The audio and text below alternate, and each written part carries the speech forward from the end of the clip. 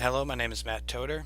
This is a study I did in the summer of 2011 at Argonne National Laboratory called the Measurement Uncertainty Analysis of a Hioki Power Analyzer and the Positioning of its Current Measurement Clamps. This study covers hybrid vehicle testing and future technology vehicle testing. So the knowledge base when it comes to these topics are varied. So if you have any questions, feel free to ask me in the comment section or even shoot me an email, and I'd like to help you come to a better understanding of it.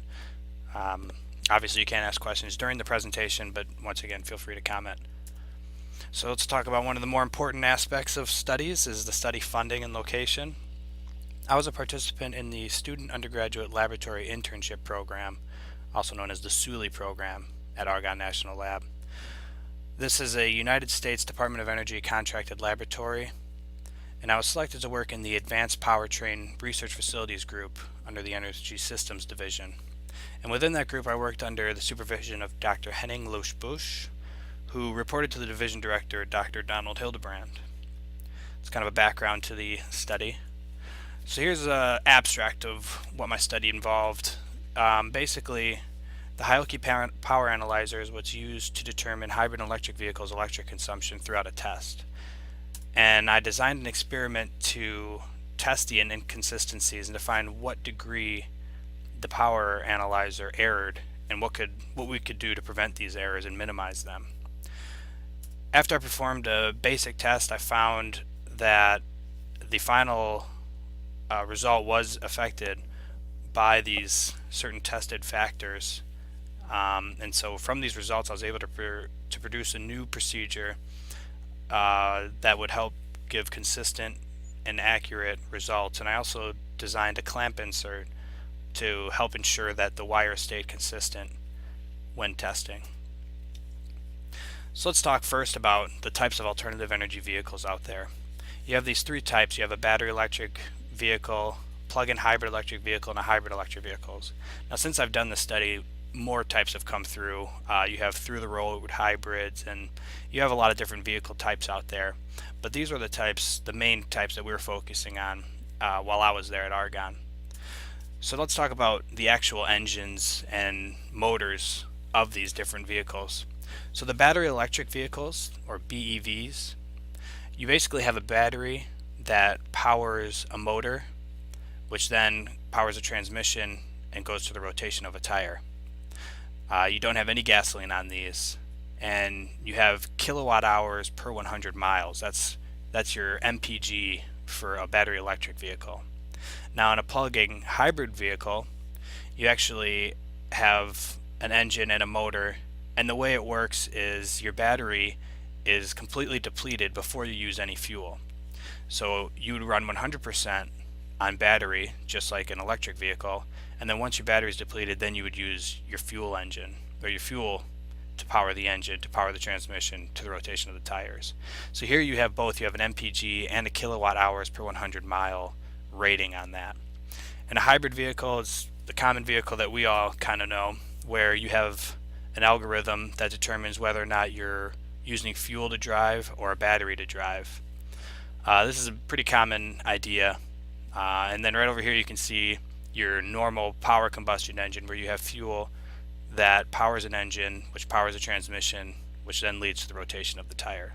So that's kind of your basic alternative energy vehicles breakdown, just so in the future if we start using these terms you'll know kind of the basic idea of what we're talking about.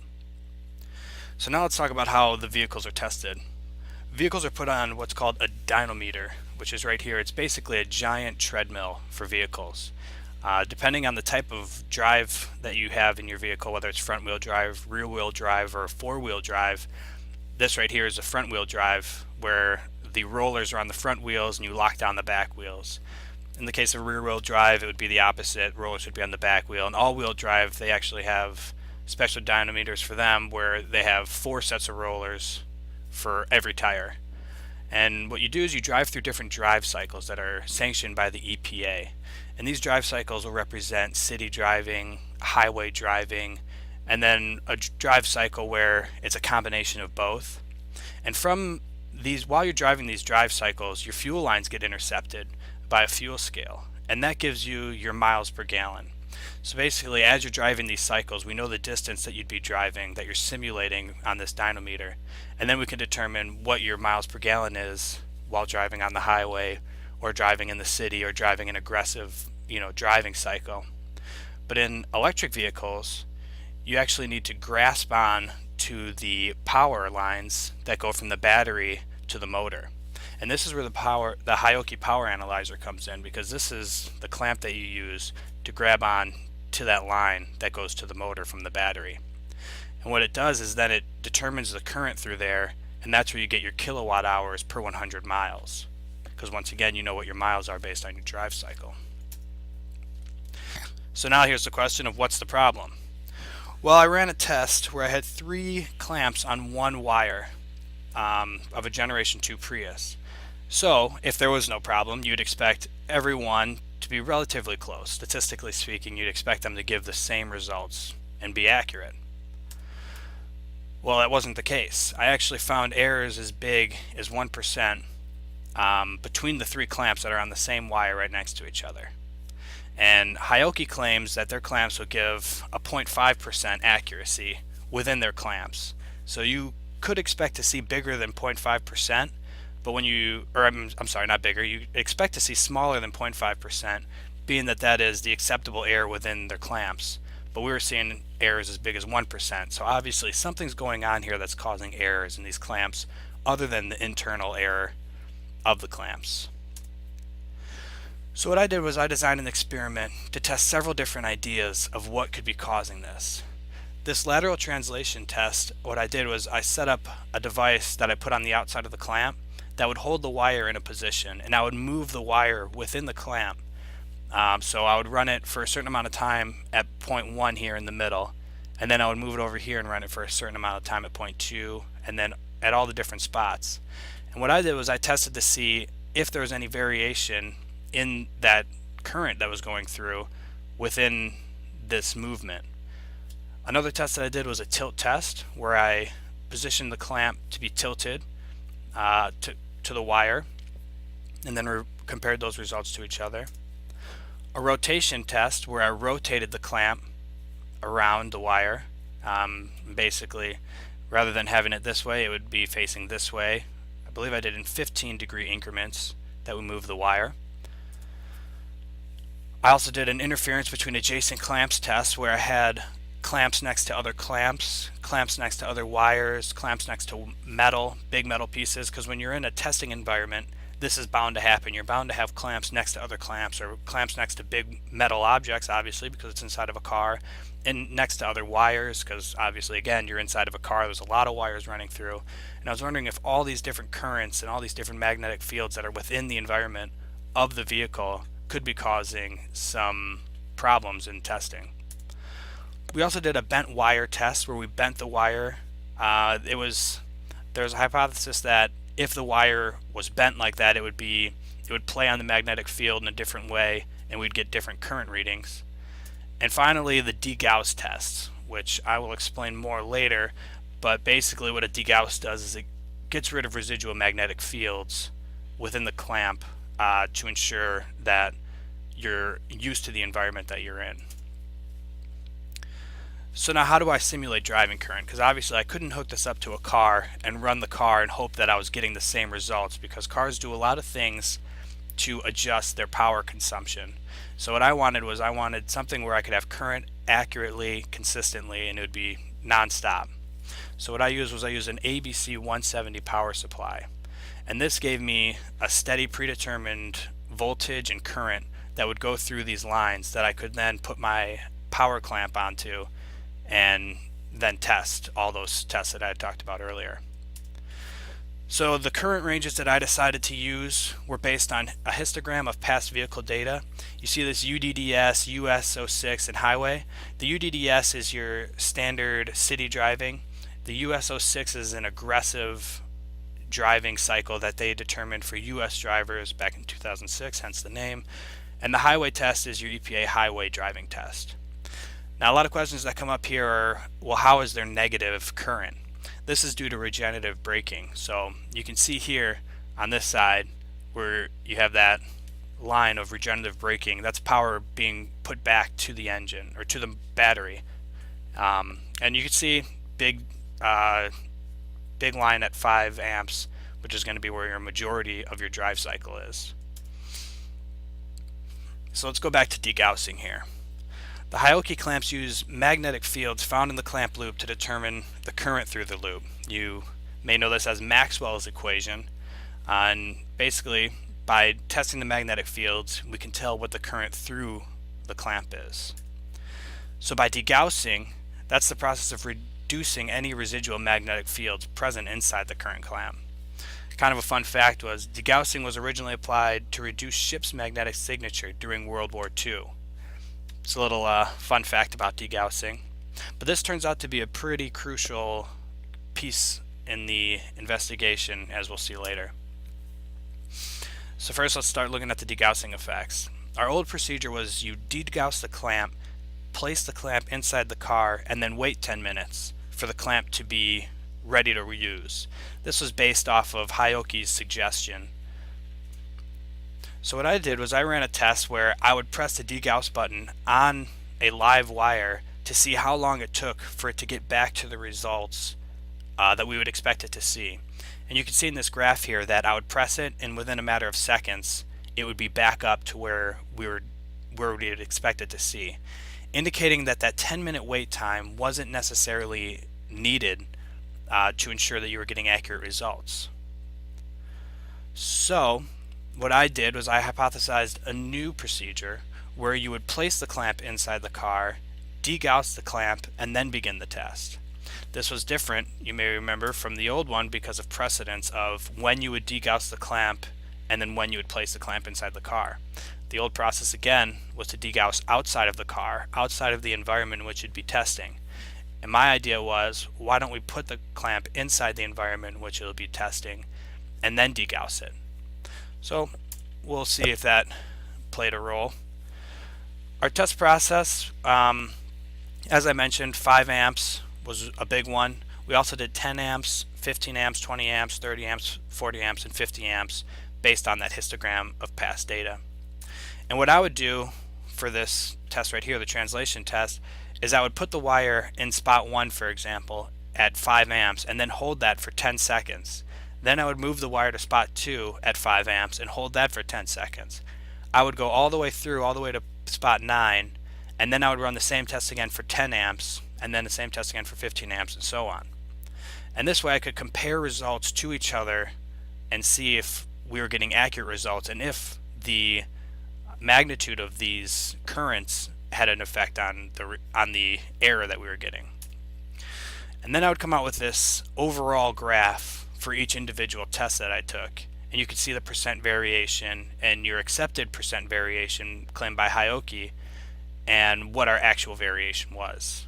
So this became a nice way to kind of get an overview of how that test performed. So here's kind of the overall results using the old degaussing process. On the graph to the right you can see the percent error, and that red line there is the acceptable error claimed by Hioki. And you can see that our acceptable errors on almost every test is well above that line.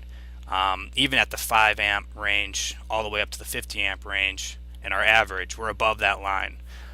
On the left side there, that's just kind of your number of amps variance, while on your right side that's your percent variation. That's where you're really going to want to be looking. But you can see these are high numbers. And I was using a 500 amp clamp. There's actually several different size clamps you can use. You can use a 20 amp clamp, a 200 amp clamp, and a 500 amp clamp. For this results, I used the 500 amp clamp. So now here's the results using the new degaussing process. You can see right away these numbers are already lower. And there's that red line right there, our 5% error. And for the most part, we're pretty much below it. On our average, we're below that 5% error, indicating that this degauss process is going to be a really crucial aspect in making sure that our variation in results is really low. You may notice though that some of these are still above the 5% acceptable range, and so my thought was, what can we do to prevent that?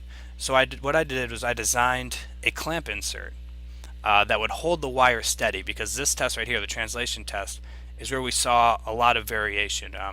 We also saw a lot of variation in that rotation test where I rotated 15 degrees. This, we still have not been able to figure out why this would cause such an error.